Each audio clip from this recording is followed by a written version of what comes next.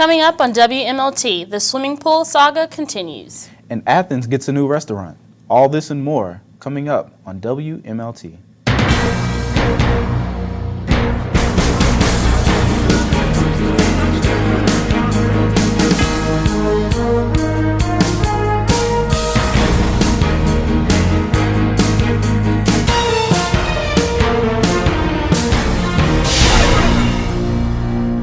Hi, I'm James Riley. And I'm Patrice Mitchell. After a controversial move to close the facilities until further notice, Concord has retained a lawyer to handle legal issues that could possibly surface. The CU Lions Swim Club released a statement on their Facebook saying, quote, "The CU Sea Lions team is a nonprofit organization. We keep things running through fundraising. Thousands of our dollars in the form of supplies and athletic gear was locked up in the Concord University pool area the day they shut it down. We also prepaid per contract specifications to rent the pool area from July 1st, 2015 through June 2016, and we have lost that money. If we have to replace equipment or rent another space, these dollars do not come easy. Stay tuned to WMLT for more updates on the pool." Concord's homecoming recently passed, as WMLT's Jesse was there to catch all the action. Here in Athens, decorations just like these went up all over campus to celebrate Concord's homecoming. Alumni were welcomed back to campus as homecoming festivities took place earlier this month. Concord offered all kinds of events, including a campus-wide picnic, a parade, a bonfire, and much more. Concord's Student Activities Director was very pleased with the outcome of the week. I think it was a successful year this year, both in kind of the flow of things, but also too, I think we brought a lot more activities this year than we had maybe in a couple years past. Greek organizations also play a major role in Homecoming Week. Representatives from these organizations painted signs to promote their groups. Each year, a theme is chosen. This year, that theme was Pixar movies. There were several competitions the groups could participate in, all of which led up to the lip-sync battle on Friday night. The title of King and Queen was claimed by members of the International Students Club. Jawan Wadi is excited about what this means for his organization. It's pretty cool, you know, you put in all that hard work and dedication, you just want to make sure that the pair of organizations that you're representing, you want to do well for them, so I'm really happy. Although Homecoming 2016 is a year away, Soljet knows that it will be here before we know it. After a large event has happened, we tend to be reflective and say, you know what, that went well, that didn't.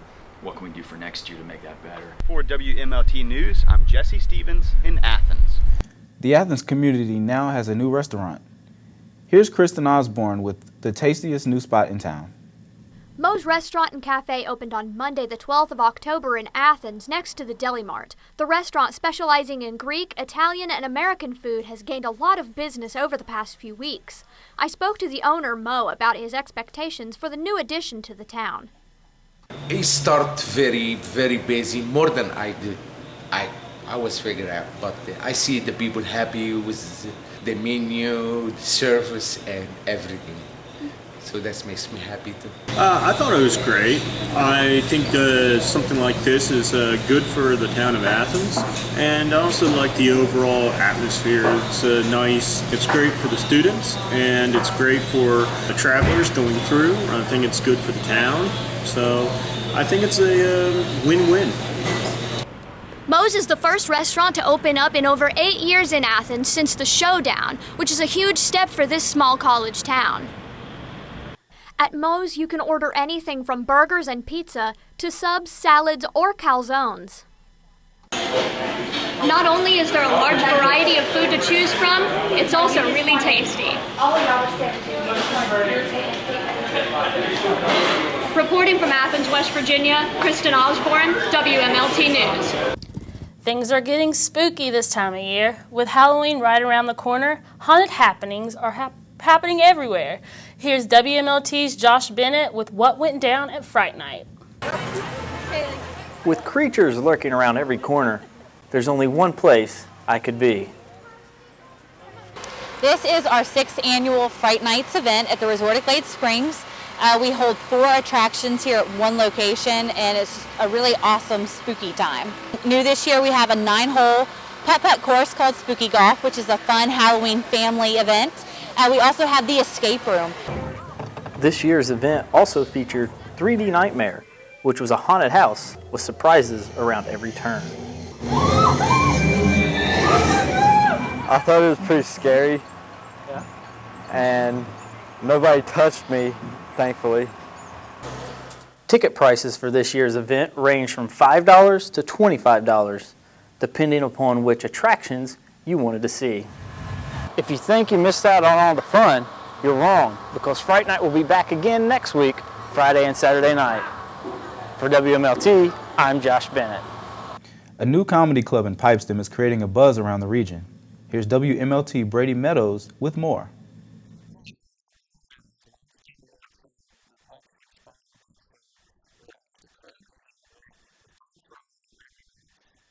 I got the chance to sit down with both of the comedians performing that evening. And make some noise for me coming up here dressed like a giant 13-year-old boy. This is Ben Jones, an upcoming comic who's been all over the country and even dropped out of culinary school to pursue his dream. That morphed into being a stand-up comic. So I had started doing stand-up comedy before I graduated high school, and then as I was graduating, my parents were always like, you know, you gotta have a backup plan because nobody ever believes you can make a living off doing stand-up comedy. The headliner was James Bodacious Dobson. And I enjoy every minute of it. I'm a little teapot, short and stout. Bodacious has been all over the country and worked with some of the biggest names in comedy, including Dave Chappelle. This is comedian Bodacious. If this is, please give me a call back. I'm interested in having you open for Dave Chappelle tomorrow. And I remember Dave walked in, you know, we were sitting backstage, he walked in and he was like, you're Bodacious? I was like, yeah. He was like, take it easy on me, I'm rusty. And that was kind of it. I spoke with Anna Ferraccio, who owns the event center. She told me, quote, I love what the Comedy Zone gives to the area. We're the only comedy zone in southern West Virginia, and it's great to have the community come out and support live comedy every month, end quote. From Pipestem, West Virginia, I'm Brady Meadows with WMLT. On October 27th, the American Red Cross will be in the ballroom of Concord University Student Center. Many students have donated in the past, but this year, the organization hopes to draw even more donors. Here are a few things you can do in order to potentially make your donation experience smoother.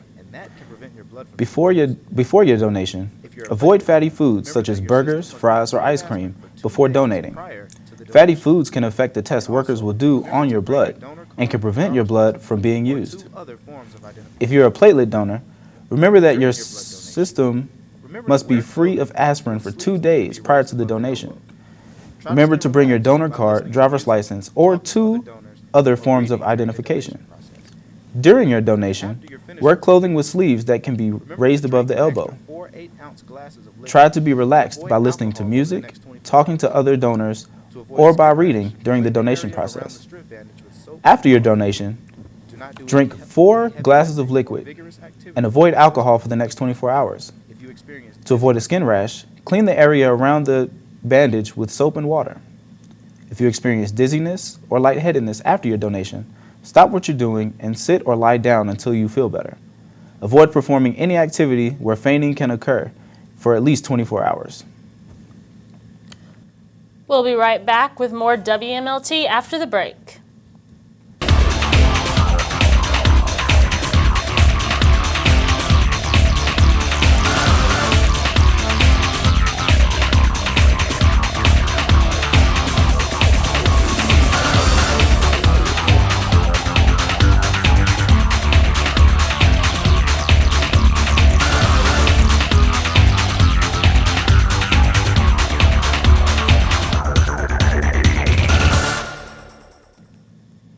Welcome back.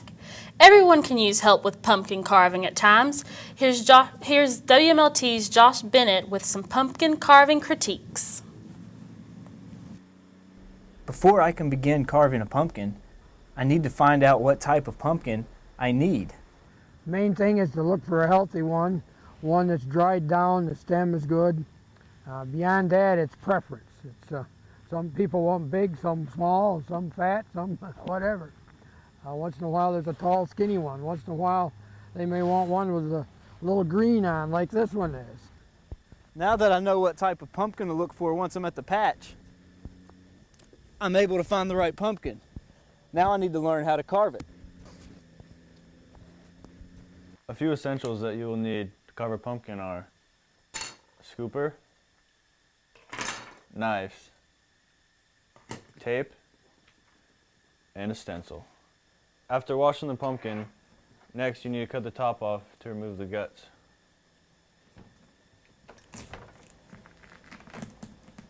After removing the top, you want to scoop out the insides.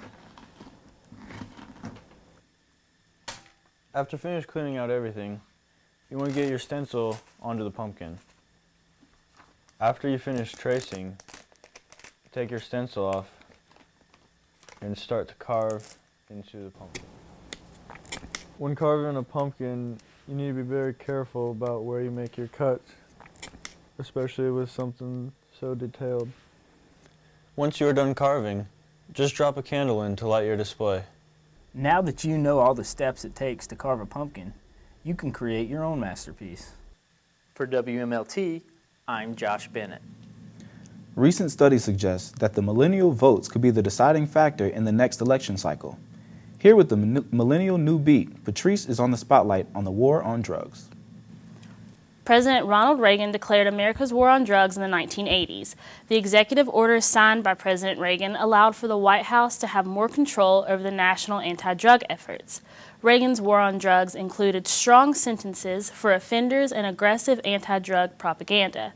The U.S. Commission on Sentencing made a decision last year to reform sentence lengths for nonviolent drug offenders. According to drugpolicy.org, America is home to 5% of the world's population, but 25% of its prisoners. In 2013, 1.5 million people were arrested on nonviolent drug charges, and nearly 700,000 of these arrests were for marijuana. The country's mentality on drugs has changed over time, and so has the course of action in dealing with the ongoing issues of addiction and crime. Also, many states are recognizing the medical purposes for marijuana, as well as the few dangers involved with recreationally and responsibly using marijuana. Alaska, Oregon, Colorado, and Washington have all legalized marijuana for recreational use. 20 other states have either decriminalized it for small quantity medical use or personal use.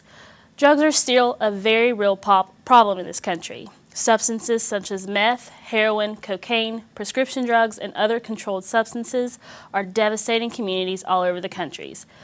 Families are being torn apart by addiction, overdose, and incarceration, causing and perpetuating generations of broken homes, violence, and poverty. President Obama said, for nonviolent drug crimes, we need to lower mandatory minimum sentences or get rid of them entirely. Give the judges some discretion around nonviolent crimes so that potentially we can steer a young person who has made a mistake into a better direction. That's all for Millennial Beat this week. Back to you, James. New apps are available every day for our smartphones and tablets. WMLT's Kristen Osborne joins us to discuss what's new. Thanks, guys, and welcome to What's Happening this week. I'll be reviewing a new app called Genius. Genius is a lyrics and songs app that helps you out with all of your basic needs involving songs and lyrics. One of the features of this app is Genius Recognition, which is the little purple button in the bottom right corner of the screen. All you have to do is press that button and hold your phone up to whatever music is playing, and Genius Recognition will pull up the song lyrics for you, along with the song name, and on occasion the music video as well. Other features that this app has is that you can play songs while reading the lyrics at the same time. The Genius app can also provide you with lyrics for all of your songs on your iTunes library. And for all of you iPhone lovers out there, there is good news for you. They have finally released Genius as an iPhone app. The Genius app has been rated 4.4 out of 5 stars on the Google Play Store, and in my own opinion, I would definitely suggest trying this. You test this handy app out. It can really come in handy when you're just trying to find out what that song name was that you just can't remember. That's so cool. Thanks, Kristen. Now here's Brad Sullivan with sports. Thanks, guys. The Concord University football team lost 23-21 this past weekend to Notre Dame. Concord was led by senior running back Calvin All Jones, who ran the ball 32 times for 139 yards and a touchdown in the loss. Notre Dame was led by receiver Kyle Perkins, who had 3 catches for 103 yards and a touchdown. With the loss, Concord drops to 4-3 on the year, and with the win, Notre Dame improves to 2-5. The Mountain Lions, who are unbeaten at home this year, play Shepherd at Callahan Stadium this weekend. Now here's a look at the Mountain East football standings. Shepherd is still number 1 in the conference with an unbeaten record of 6-0. Charleston is second with a 6-1 record. West Liberty, Concord, and West Virginia State all have 4-3 records behind them. And the Mountain Lions soccer team won this past weekend against Fairmont State 1-0. The only goal of the game was scored by sophomore Micah Ray Thompson. The Mountain Lions are now 5, 6, and 4 on the year. They take on Charleston this weekend, looking to improve their record. In other college football news, Michigan lost a heartbreaker to Michigan State this past weekend. With the score 23-21 with 10 seconds to go, Michigan lined up to punt but fumbled the snap, which was recovered by Michigan State and returned for the game-winning touchdown. With the win, the 7th-ranked Spartans remained unbeaten. In another battle of unbeatens, LSU beat the Florida Gators 35-28. LSU was led by Heisman frontrunner Leonard Fournette, who had 31 carries for 180 yards and 2 touchdowns. The updated rankings for the past week have the top 4 teams as Ohio State number 1, Baylor 2, Utah 3, and TCU 4, with LSU just outside the top 4 at number 5. And in NFL news, there were only 5 remaining unbeaten teams as the Falcons lost to the Saints 31-21. However, the Panthers, Patriots, Packers, Bengals, and Broncos all won this week. That's it for This Week in Sports. I'm Brad Sullivan. Back to you guys at the desk. Now with this week's trending topics, here's Holly Williams. Waist training has been around since the early 20th century and recently has been the new face of working out and losing weight thanks to celebrities like Kim Kardashian and Amber Rose. The idea of waist training is to increase body temperature, causing you to sweat more and making you feel like you are burning extra fat. There are some health risks to be aware of for those of you who are interested in waist training. A corset is a size or 2 smaller than what women actually wear and make your body feel longer and causes you to eat less, which result in weight loss. Continuous wear can result in your body starting to form like the corset itself. Sounds great, right? Well, keep in mind that a very tight corset can result in a bruised liver, spleen, and kidneys. You can be at risk for restricted oxygenation, which can cause long-term damage to your metabolism and health. Mary Minkin, a clinical professor at Yale School of Medicine, says, quote, "Once you take the garment off, your body will return to its usual shape. It's also uncomfortable, restricts your movements, and if you wear it really tight, it can even be difficult to breathe and theoretically could cause rib damage." End quote. Although waist training seems like a more fun alternative to working hard at the gym, don't forget that it can easily cause damage to your body if you're not careful. The best way to lose weight in your belly is eating healthy and being active on a regular basis. That's it for Trending Topics. I'm Holly Williams, and thanks for watching. What's new at the movies and in Redbox? Here's Jesse Stevens with this week's Ticket or Leave It.